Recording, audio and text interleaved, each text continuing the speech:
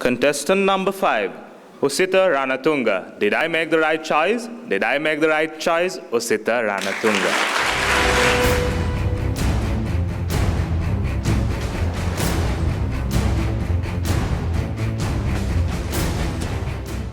Is this what I really want to do with my life? Did I make the right choice? What would things have been like if I've chosen a different path? I wonder. Oh, a splendid evening to everybody. Ladies and gentlemen, we all tend to get thoughts like this from time to time, now don't we? Right now, I'm in the second year of my degree, and believe it or not, I didn't always want to become a medical student. So, what made me do it? Parents, of course, they huffed and they puffed and said, "Lokuputa, you are going to become a doctor and you are going to make us proud." But, Hammy, do you want to grow up to become a basunne or a three-wheel driver? Or better yet, spend the rest of your life plucking coconuts? Ammi and Tati aren't going to be there forever, you know. Soon, you are going to have to take matters to your own hands. Understand? So I said, "Okay, Ammi, okay." And off I went to medical school. And I'll be honest, the first few months, I loved it. The new atmosphere, the new people. I made lots of new amazing friends.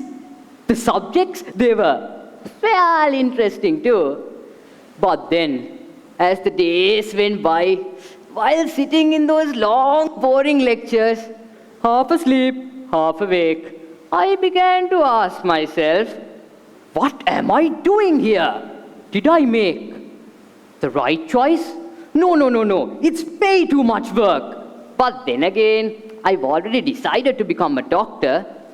Is it all worth it in the end? I actually spent hours lost in useless thought like this. And you know what I found out? Every time I thought, "Oh my gosh, it's too much. I can't deal with this anymore." That right there was the hard part. Studying wasn't really that hard at all. So when I changed my attitude, took a chance, and finally did study, things worked out quite smoothly. So ladies and gentlemen, if you are going to be that one to spend hours and hours thinking what your life could have been like if you did something else, let me want to tell you that you are completely wasting your time. Because you know what? You will never know. It could have been better, it could have been worse. It's impossible to tell.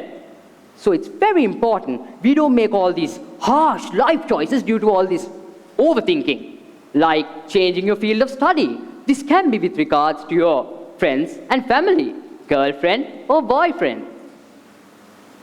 For those of you who have a loved one, we care about them a lot, don't we?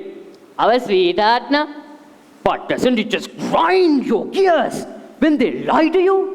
You've been with them for so long, through the good times and the bad, and then they just lie to you?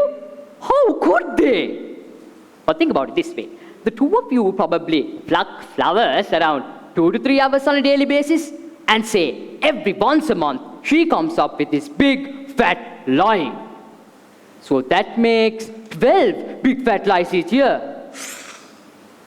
But let's do the math to find out how much does she lie each day. A 12 divided by a 365, that's the number of days of an year, into 100, that gives us a 0.03% chance. What does this mean? This means that each day, when she opens her mouth, there's going to be a 99.97% chance that she's going to be telling the truth. Now, I'm no mathematician, ladies and gentlemen, but those are some pretty good odds. I'll take my chances. Likewise, you'll find that if you can change your method of thinking towards the problem, you usually solve the problem itself. But then say, it's just too much for you to handle. So you go ahead and break up and move on, girlfriend number 2. And you'll find the first few months with this new girl will be amazing. But then, as time goes by, and this always happens, issues are going to pop up again. You just can't run away from problems, can you? They may be different this time, but those problems, oh ho ho, they are most definitely coming back.